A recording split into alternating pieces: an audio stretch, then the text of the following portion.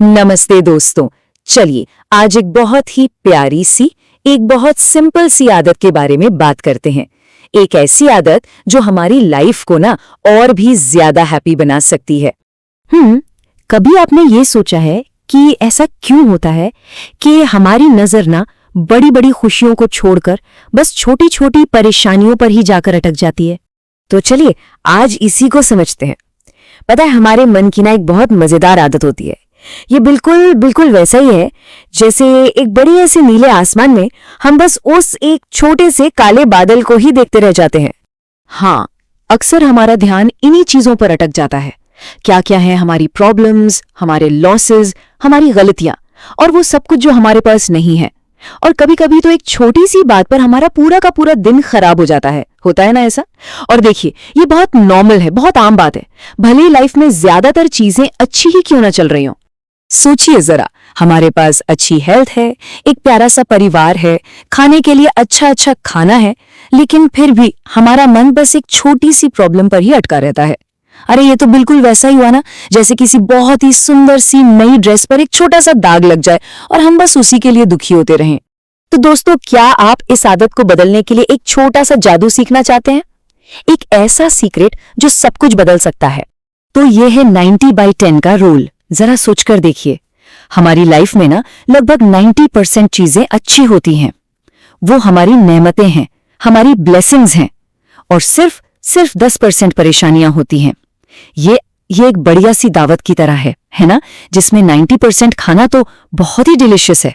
तो हमें पूरी दावत का मजा लेना चाहिए ना कि बस उस एक सब्जी के बारे में सोचते रहना चाहिए जिसमें नमक जरा सा ज्यादा हो गया हो। तो देखा आपने, ये सब बस देखने के तरीके का फर्क है। हमारी जो पुरानी सोच है वो प्रॉब्लम्स पर फोकस करती है, और जो नई सोच है वो हमारी नेमतों पर। ये बिल्कुल बिल्कुल वैसा है जैसे हम अपनी टॉर्च की रोशनी को परछाई की तरफ रखें या फिर सूरज की तरफ। सब कुछ बस इसी बात पर डिपेंड करता है कि हम अपना ध्यान लगाते कहाँ हैं। चलो अब कुछ रियल लाइफ एग्जाम्पल्स देखते हैं, बिल्कुल कहानियों की तरह, कि कैसे ये एक छोटा सा चॉइस हमारे जिंदगी का पूरा रास्ता ही बदल देता है। तो चलिए मिलते हैं आशा और राहुल से। दोनों एक ही स्कूल में पढ़ते हैं। ओके, अब आशा जो है वो हमेशा सोचती है, अरे सिलेबस कितना बड़ा है, एग्जाम में तो बहुत टेंशन होती है।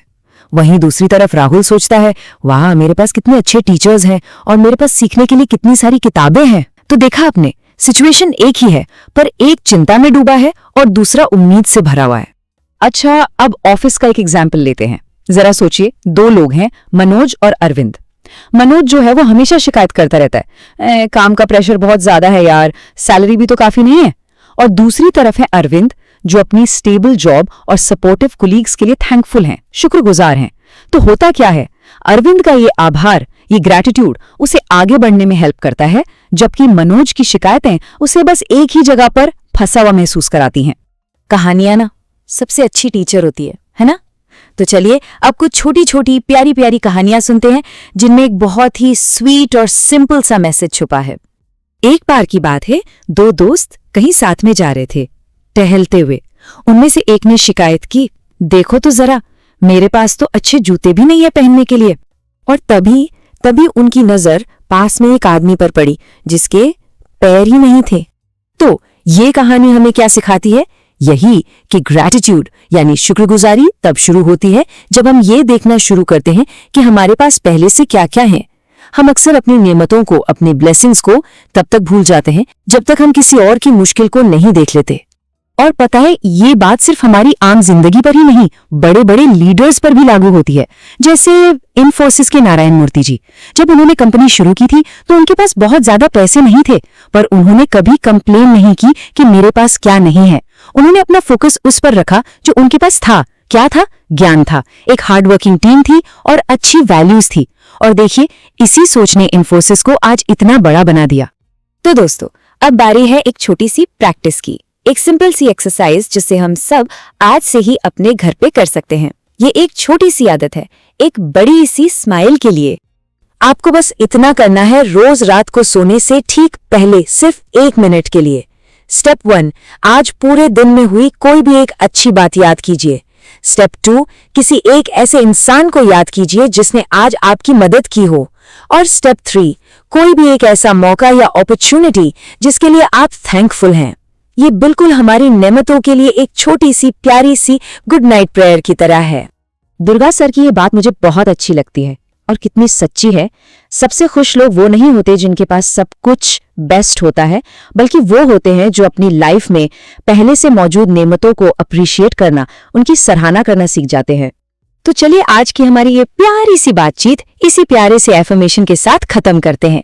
इसे हम रोज अपने मन में दोहरा सकते हैं। मैं अपनी जिंदगी में मिली नेमतों के लिए आभारी हूँ। मैं हर दिन पॉजिटिविटी पर फोकस करता या करती हूँ। और हाँ, याद रखिएगा दोस्तों, रोज छोटी छोटी बातें सीखने से ही एक दिन बड़ी सफलता मिलती है।